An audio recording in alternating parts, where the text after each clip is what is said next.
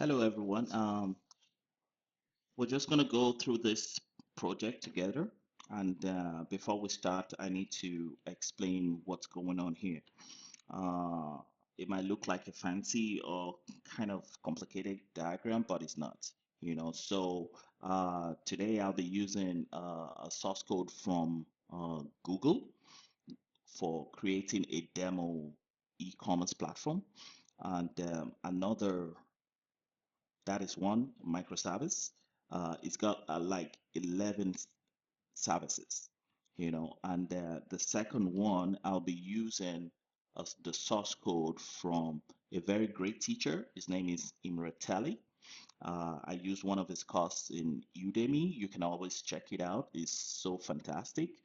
Um, so, so this is more like a customer approaching you for a job like this, or maybe your company, your organization to create uh, some microservices, or maybe they were on monolithic and they want to go into microservices. So you have your developers here, and they've written those source codes. They commit those codes into GitHub, and from GitHub, you have your Jenkins server. It's going to creep into your GitHub account because it has a token for the access.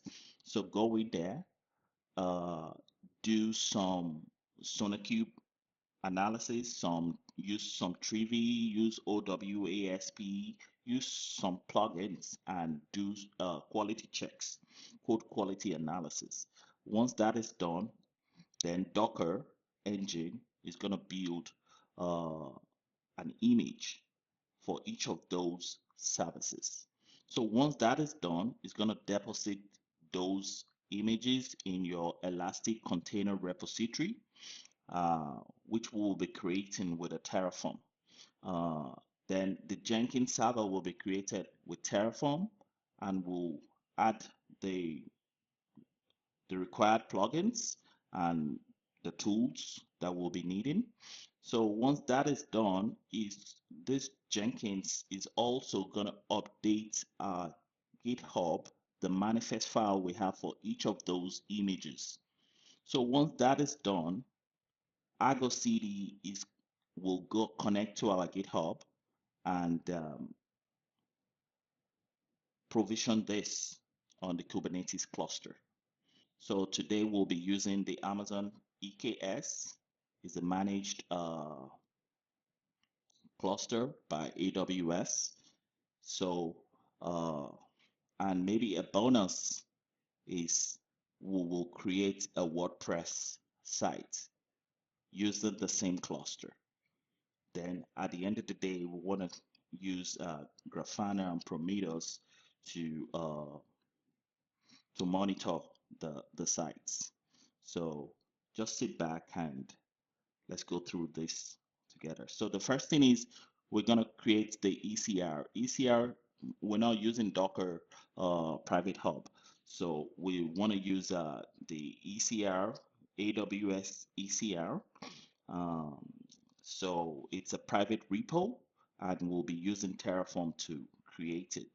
So let's start by going into AWS sites and see if we have those repo already there. Okay, so we don't have anything here in our private registry.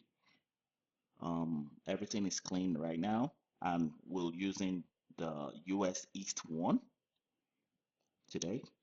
So I'll bring out my VS Code.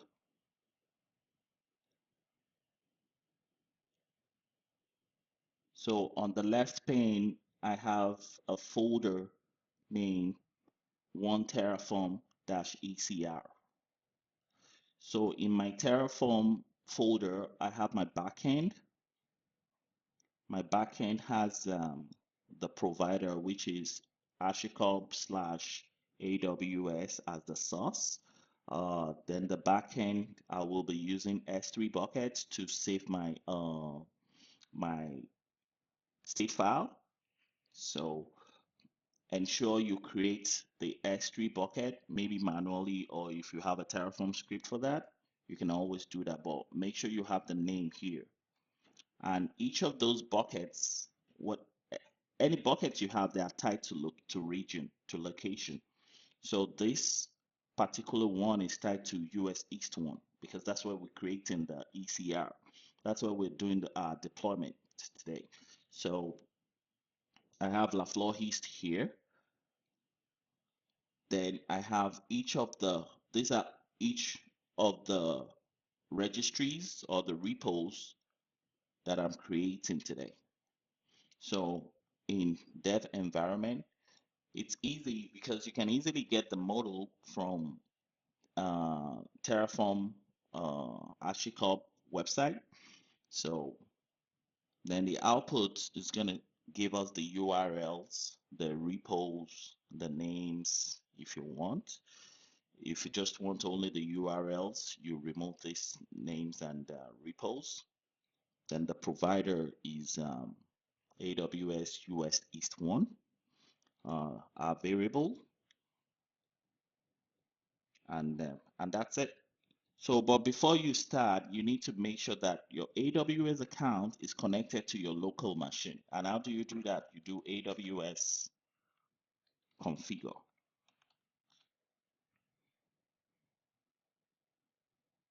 So make sure you use the IAM service and AWS to create your key ID and your access key. Once you create it, your access key shows once. So make sure you copy it maybe in a notepad or somewhere and paste it here. But because I've done mine already, that's why it's not showing you have asterisks.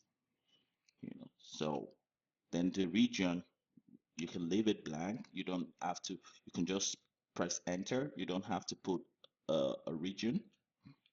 Then the output, maybe JSON if you want, and that's it. So now it's easy for you to do Terraform in it. So Terraform in it. So if you have error here, it could be due to your S3 bucket hasn't been created. So it's not seeing anything S3 bucket. So you might have to create it first. So this has been initialized successfully. So I will do Terraform validate.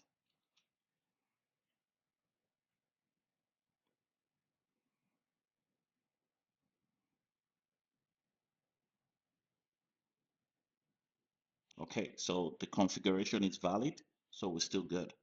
So the next thing for me is Terraform plan. I want to see what I'm creating, uh, if there's going to be any error or not, or if that is what I really want before I do apply.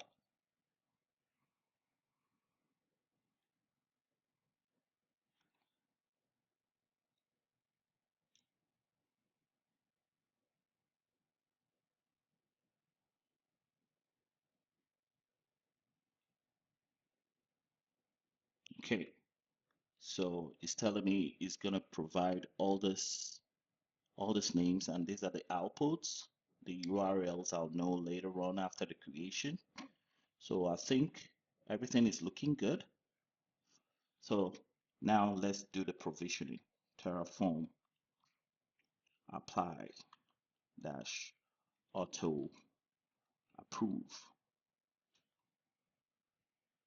So with auto approve, I don't need to start typing yes at some point. So it's just going to go straight up to creation.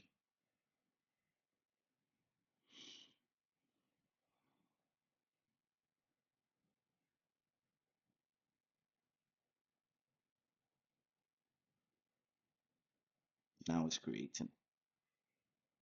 And that's it. It's done. So we go to, let's do the confirmation if everything works well. We go into our repo,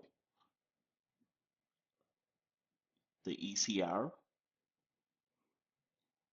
We're in the right location, US East 1. I do refresh, and that's it. We have all the things we need. All the repos are here with their names and their URI. So that is the first part. That is the first thing we've been able to do in this. So the next step now will be for us to create our Jenkins. So just sit back and I'll be back.